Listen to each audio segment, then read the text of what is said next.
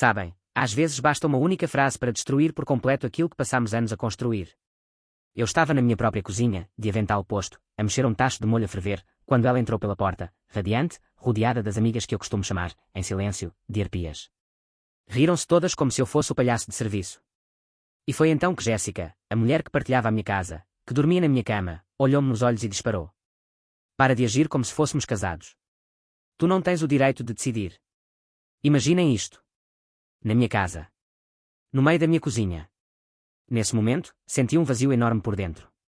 Foi como se alguém tivesse apagado a luz que ainda restava dentro de mim. Toda a parte que lutava para manter aquela relação, fez as malas e saiu em silêncio.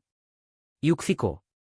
Apenas um sorriso, grande, falso, quase teatral, que escondia uma decisão. Eu não ia discutir. Não ia gritar. Eu ia esperar. E mal sabia ela, que essa frase ia ser o princípio do fim. Quando penso no início, quase parece outra vida. Eu era um homem simples, tranquilo, satisfeito com pouco. Trabalhava em casa, passava os dias entre projetos de design e cafés comprados na pastelaria da esquina. À noite, a minha maior aventura era experimentar uma nova pizza congelada do supermercado. Para mim, isso era felicidade, uma vida calma, sem confusão, sem drama. E depois, apareceu a Jéssica. No princípio, ela parecia um sopro de ar fresco. Tinha aquela energia contagiante que enchia qualquer sala. Fazia-me rir, fazia-me acreditar que talvez eu precisasse mesmo de alguém para quebrar a minha rotina. Quando me pediu para passar mais tempo em minha casa, achei natural. Achei que seria o passo certo.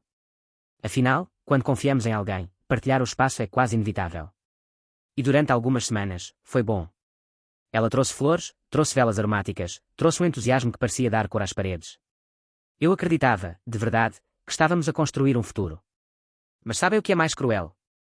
A traição raramente chega de repente. Ela vem disfarçada, em pequenas coisas que ignoramos, até já ser demasiado tarde. A casa deixou de ser minha. De um dia para o outro, o meu sofá foi trocado por um sofá bege minimalista, sem que eu tivesse sido consultado. As paredes ganharam quadros sem cor, que pareciam impressões mal acabadas. Pequenas tigelas inúteis começaram a ocupar cada canto, tigelas que não serviam para nada, mas que, segundo ela, eram essenciais para a decoração. No início, calei-me. Convenci-me de que era normal. Que quando duas pessoas vivem juntas, têm de ceder. Mas a verdade é que eu estava a desaparecer dentro da minha própria casa. Cada objeto dela era uma sombra que me roubava espaço, cada decisão que tomava sem me perguntar era um lembrete de que a minha opinião já não importava. E não eram só as coisas. Eram também as pessoas. As amigas dela, Tiffany, Brittany e a eterna Chardonnay. Invadiam a minha cozinha como se fosse delas. Riam-se alto, falavam sem parar, e olhavam para mim como se eu fosse um intruso. E eu limitava-me a sorrir. A fingir que estava tudo bem. Mas por dentro, sentia-me cada vez mais pequeno. Foi aí que a ilusão começou a desmoronar-se. Eu ainda queria acreditar que estávamos juntos, que aquilo era amor. Mas cada gargalhada das arpias, cada decisão que ela tomava sozinha, cada vez que me fazia sentir como um figurante na história da minha própria vida, tudo isso corroía a ideia de nós. E sabem o que dói mais? Não foi ela mudar a casa. Não foi ela trazer as amigas. O que mais me doía, era a sensação de que eu já não tinha lugar na vida dela. Eu era apenas o planeta pequeno, preso no campo gravitacional de uma estrela que só brilhava para si própria. Eu tentava agarrar-me às memórias do início. Às noites em que ela dizia que eu era o porto seguro, às promessas murmuradas ao adormecer. Mas essas palavras perderam-se. Tornaram-se pó, como se nunca tivessem sido ditas. E eu, fiquei ali, no meio de tudo, a tentar fingir que ainda acreditava. Mas no fundo, uma voz já me sussurrava, isto não vai acabar bem. Foi essa voz que começou a crescer dentro de mim, silenciosa mas firme. E, sem eu saber, estava a preparar o terreno para o momento em que tudo iria explodir. Porque, meus amigos, a ilusão do relacionamento perfeito estava prestes a ruir por completo. E quando isso aconteceu, não houve volta a dar. E foi numa sexta-feira à noite, entre molho a ferver e gargalhadas alheias, que a frase dela caiu como uma sentença, e mudou tudo. Era sexta-feira à noite. Eu estava a preparar o jantar, a mexer calmamente o molho da massa, quando a Jéssica entrou pela cozinha como se fosse a protagonista de um palco montado só para ela. Estava ao telefone, a falar alto, rodeada de risos e comentários. Eu, ingenuamente, pensei que talvez fosse uma saída de amigas qualquer. Mas não. Com uma excitação quase teatral, desligou a chamada, virou-se para mim e anunciou. Boas notícias. Este fim de semana vou com as meninas para o lago. Saímos amanhã. Eu fiquei parado. Não me tinha dito nada antes. Não perguntou se eu tinha planos, não perguntou se eu queria ir, não me incluiu sequer na conversa. Apenas comunicou, como quem fala do tempo. Eu, ainda a tentar manter alguma dignidade, perguntei de forma simples. Ah, que lago é esse? Uma pergunta banal. Uma pergunta normal numa relação. Mas a maneira como ela me olhou. Foi como se eu tivesse dito algo absurdo. Como se a minha curiosidade fosse um insulto. Nesse momento, entra a Tiffany pela porta. Minutos depois, a Brittany. Risos espalham-se pela cozinha. E foi então, no meio do olhar cúmplice das arpias, que a frase saiu da boca dela como uma lâmina fria. Para de agir como se fôssemos casados. Tu não tens o direito de decidir para onde eu vou ou com quem estou. Silêncio. Eu fiquei com a colher de pau na mão, molho a pingar para o chão, e ouvi as gargalhadas ecoarem como uma sentença cruel. As três amigas olharam-me de cima a baixo, como se eu fosse um objeto fora de lugar na minha própria casa. Por dentro, senti algo a quebrar. Não foi raiva imediata. Foi um vazio, uma mistura de humilhação e incredulidade. A mulher que vivia comigo, que comia da minha comida, que dormia na minha cama, dizia, diante de testemunhas, que eu não tinha direito de saber nada da vida dela. E as amigas? Riram. Riram como se fosse a piada mais brilhante da noite. Nesse instante, compreendi duas coisas. Primeiro, o nós, que eu pensava existir, nunca passou de uma ilusão. Segundo, eu não precisava discutir. Não precisava gritar. Porque a melhor vingança não nasce do confronto imediato, mas sim do silêncio calculado. Então, fiz o que elas menos esperavam. Sorri. Um sorriso vazio, teatral, como quem concorda. Disse. Tens razão. Foi erro meu. Elas voltaram a rir, convencidas de que eu me tinha rendido. Jéssica até me deu um pequeno toque na cara, condescendente, como quem faz uma festa a um cão obediente. E saíram, uma a uma, rumo a um fim de semana de glitter, vinho barato e histórias que eu já não queria ouvir. Quando a porta se fechou, a casa mergulhou num silêncio pesado. Fiquei ali, sozinho, com o cheiro do molho no ar e o som distante do carro a desaparecer.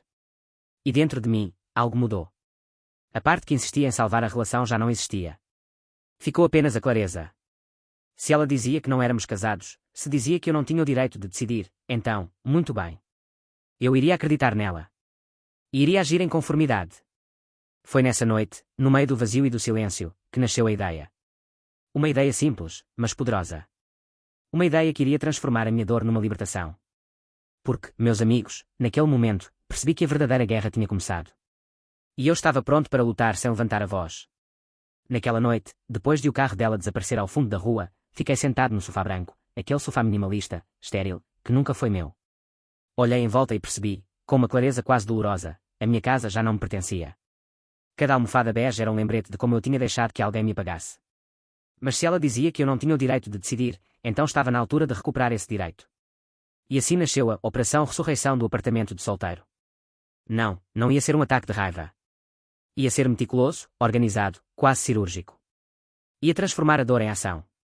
No sábado de manhã, bati à porta da Dona Gable, a vizinha do lado. O tipo de mulher que sabe tudo o que acontece na rua antes de acontecer. Viúva, de cabelo impecavelmente arranjado, sorriso doce mas olhar afiado. Levei-lhe uma fatia de bolo de limão, o seu favorito. Sentei-me na varanda com ela e contei-lhe tudo, palavra por palavra, incluindo a frase maldita. Ela pousou a chávena de chá, respirou fundo e disse, num tom que misturava indignação e excitação. Essa descarada. Não te preocupes, meu querido. Diz-me só qual é a minha fala. Foi nesse momento que percebi que tinha acabado de ganhar uma aliada, uma atriz pronta para o grande espetáculo que viria. Voltei a casa e comecei a empacotar. Mas não era apenas arrumar coisas. Era como se estivesse a libertar cada canto da prisão onde tinha vivido nos últimos meses. Peguei nas caixas de cartão e, com um marcador preto, escrevi títulos que eram quase desabafos. Roupas de festa para eventos onde nunca fui convidado, vestidos com purpurinas, contaminação garantida, saltos altos, pesadelo de qualquer podólogo, maquilhagem e cremes, arsenal químico de guerra. Cada caixa era uma espécie de catarse. Não estava apenas a guardar objetos. Estava a arrumar humilhações, a trancar recordações, a pôr fim ao silêncio em que tinha vivido. Chamei 2 rapazes de uma aplicação de mudanças. Um deles, calado, apenas levantava peso, o outro falava sem parar, atirando piadas sobre o número absurdo de sapatos e cremes. Foi estranho, mas libertador. Em poucas horas, cada vestígio físico da Jéssica tinha desaparecido para dentro de um armazém alugado. E, de repente, a casa respirava. Foi então que veio a parte divertida. Fui às compras, não para substituir, mas para renascer. O tapete bege foi enrolado e substituído por um relevado sintético que fazia a sala parecer um estádio de futebol. O sofá branco. Vendi-o online e comprei um sofá reclinável de cor preto, enorme, com 16 porta-copos. A mesa de centro minimalista. Troquei-a por uma máquina de pinball vintage, não funcionava, mas acendia luzes, e isso bastava para me arrancar um sorriso. E o quarto? Arranquei o macramé insípido da parede e pendurei um póster de um urso a caçar um salmão. Ridículo? Talvez. Mas era meu. E a cereja no topo do bolo, o Gus. Fui ao canil, só para ver, e voltei para casa com um São Bernardo de 50 e tal quilos. Uma avalanche de pelos, baba e ternura. Quando ele se atirou para o novo sofá e adormeceu a ressonar, percebi que já não estava sozinho. Nessa noite, abri uma cerveja, sentei-me no meu sofá com o Gus ao meu lado, e pela primeira vez em meses, respirei fundo. A casa não era mais um showroom bege, sem vida. Era de novo o meu lar, um espaço cheio de personalidade, cheio de imperfeições, mas autêntico. E foi nesse silêncio confortável, apenas interrompido pelo ressonar do Gus, que senti, eu já não era a vítima. Estava no controlo. Ela tinha dito que não éramos casados, que eu não tinha direitos. Pois bem, agora a casa era o reflexo dessa verdade. Só meu. E enquanto a noite caía, uma certeza crescia dentro de mim, o verdadeiro espetáculo ainda estava para vir. Porque a Jéssica ia regressar. E quando isso acontecesse, ela não ia reconhecer o mundo que deixou para trás. Domingo à noite. Eram 9 horas em ponto quando o telemóvel vibrou com a notificação da campainha de vídeo. Levantei-me devagar, já com a sensação de que o momento tinha chegado. E ali estava ela. Jéssica. Apareceu no ecrã bronzeada, de mal às costas, cantarolando uma música qualquer, convencida de que voltava a um lugar que ainda lhe pertencia. Eu, do meu sofá reclinável, com o Gus deitado ao meu lado a ressonar como um trovão distante, respirei fundo. O espetáculo estava prestes a começar. Ela tentou a chave. Enfiou-a na fechadura, rodou, mas não entrou. A testa dela franziu-se num instante. Tentou de novo, com mais força, como se a fechadura fosse culpada. Nada. O novo trinco que eu tinha instalado estava a cumprir a sua missão, lembrar que aquele já não era o seu mundo. E foi então que começaram as batidas. Primeiro leves, quase impacientes. Depois, mais fortes, mais nervosas. Tom. Abre a porta. O que se passa contigo? O Gus levantou a cabeça, soltou um rosnado grave que fez tremer a janela, e voltou a deitar-se. Eu sorri. Até o cão parecia compreender o papel que tinha na peça. O telefone começou a vibrar sobre a máquina de pinball. Chamadas atrás de chamadas. 5 vezes. 6 vezes. Cada toque recusado era como um aplauso silencioso que eu oferecia a mim mesmo. Pela primeira vez, eu é que controlava a narrativa. Do outro lado da porta, o desespero crescia. Via-a através da câmara, mãos no cabelo, passos de um lado para o outro, como um animal preso numa jaula invisível. A arrogância tinha desaparecido, restava apenas a frustração nua. E foi nesse instante que a luz da varanda ao lado se acendeu. Cena perfeita. Dona Gable, com o seu robe florido e um regador na mão, entrou em palco com a mestria de uma atriz veterana. Oh Jéssica, querida, és tu. Que estás aí a fazer? A outra correu para a beira da varanda, quase em lágrimas. Não consigo entrar. A chave não funciona. O Tom está em casa, vejo as luzes acesas. Dona Gable suspirou teatralmente, encostando-se ao corrimão com ar conspirativo. Ah, minha querida, ele contou-me as novidades. Disse-me que já não são casados, que não tem de decidir nada do que tu fazes. Então decidiu celebrar a liberdade. Mudou a casa toda. Está tão rústica, tão masculina. E comprou um cão enorme, leal e silencioso. Chama-se Gus. É o novo companheiro. Do ecrã, viu o rosto da Jéssica transformar-se numa máscara de horror.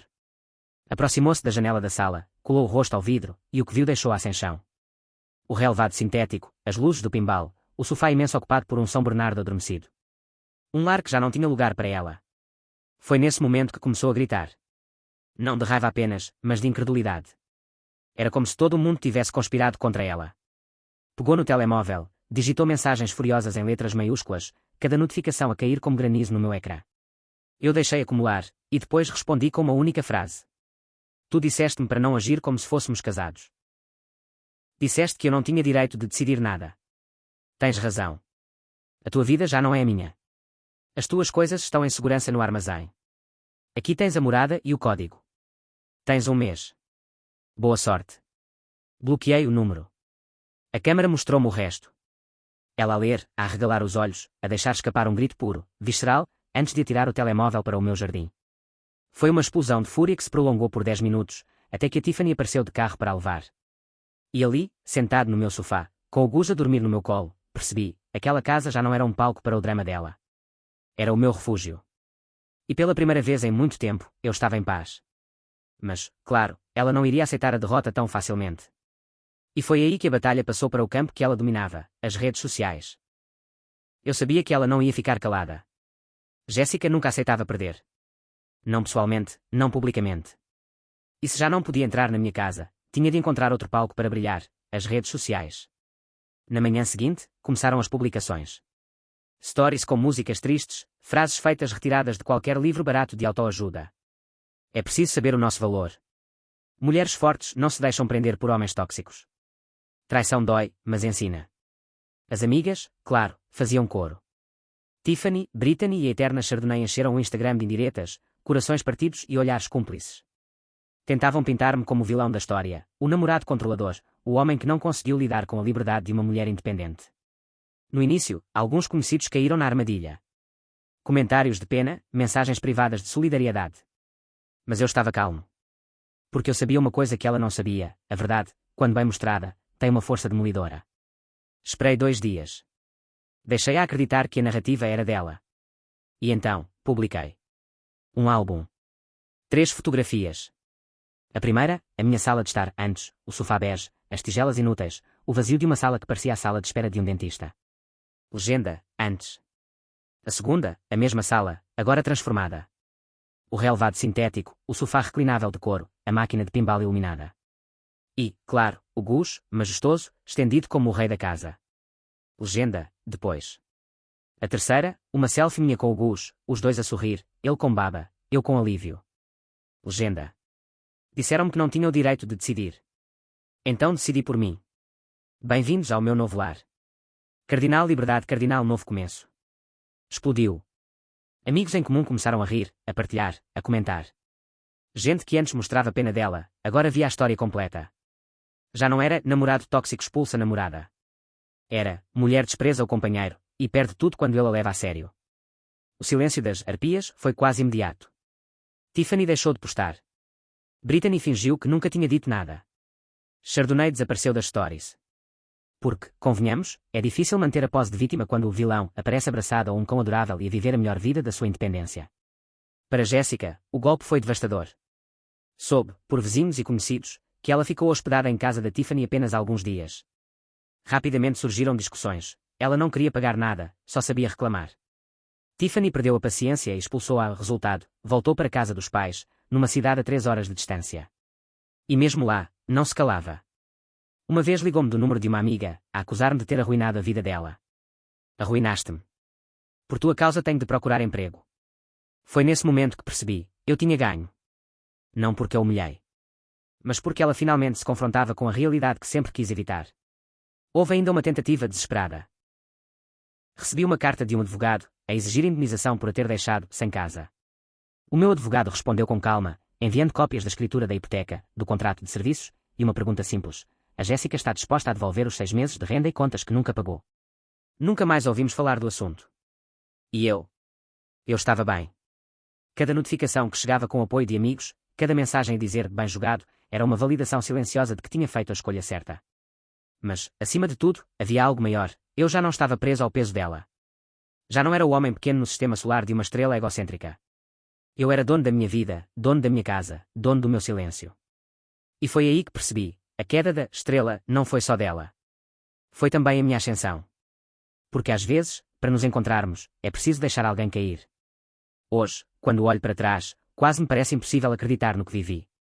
Durante meses, aceitei ser uma sombra dentro da minha própria casa. Deixei que alguém ocupasse não só o meu espaço físico, mas também o meu espaço emocional.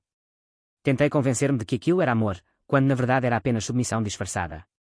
E tudo mudou por uma frase. Uma frase dita entre risos e sarcasmo, para de agir como se fôssemos casados. Tu não tens o direito de decidir.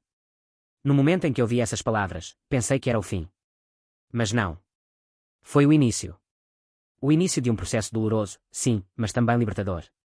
Porque às vezes, a melhor forma de vingança é acreditar naquilo que a outra pessoa diz e viver de acordo com isso. Ela disse que eu não tinha direitos. Pois bem. Hoje, ela já não tem direitos sobre a minha vida. E eu, finalmente, recuperei os meus. Descobri que o silêncio pode ser uma arma mais poderosa do que qualquer grito. Não precisei levantar a voz, não precisei humilhar em público. Bastou-me retirar-lhe o palco onde sempre quis brilhar. O resto foi apenas consequência. E sabem a verdade? Eu não precisei de a derrotar. Ela derrotou-se sozinha, com a própria arrogância, com a incapacidade de respeitar quem estava ao lado dela. Agora, a minha casa já não é uma prisão bege. É um lar. Quando entro e vejo o Gus estendido no sofá, com a baba a escorrer e os olhos sempre prontos para brincar, percebo que nunca estive tão bem acompanhado. Ele não me julga, não me diminui, não me rouba espaço. Apenas está. E esse estar é a maior prova de lealdade que já recebi. A máquina de pinball ainda não funciona, é verdade. Mas as luzes piscam, e cada vez que alguém a vê, é tema de conversa.